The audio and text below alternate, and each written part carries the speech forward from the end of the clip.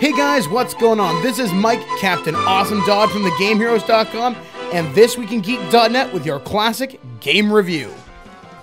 Everyone knows Mega Man, the Blue Bomber himself, who battled the robot masters of Dr. Wily for 9 games across the consoles, but in 1993, Capcom decided to give Mega Man a makeover.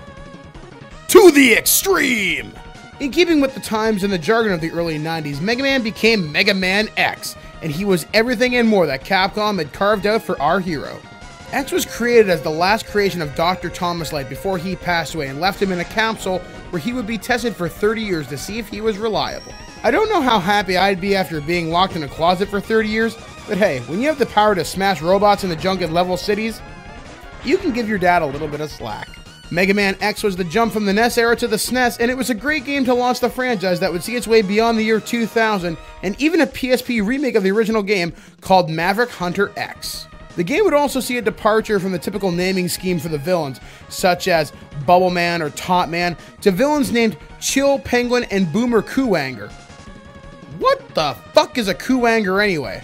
The big baddie in this game was a guy named Sigma, who used to be your boss before he decided he wanted to take over the world.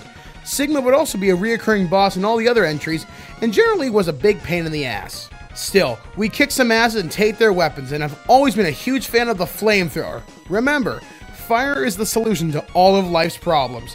Throwing parties of the Molotov variety.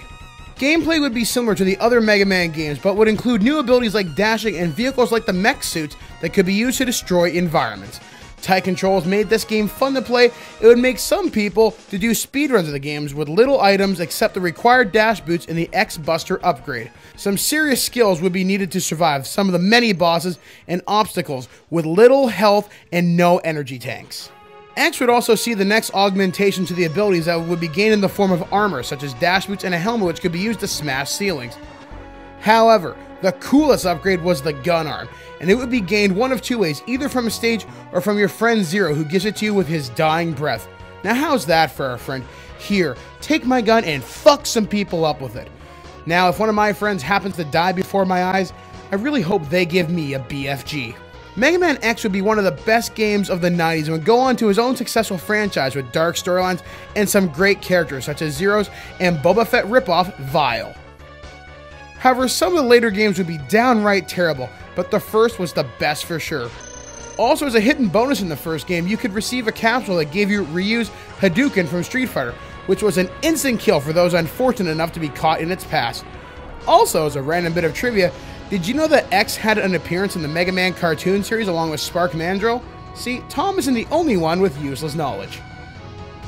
Mega Man X continues onward into the mysterious 2000 XX, and when will we see a new game from the series? We don't know, but we can always go back to our SNESes, or perhaps the Mega Man X collection on the PS2 or GameCube.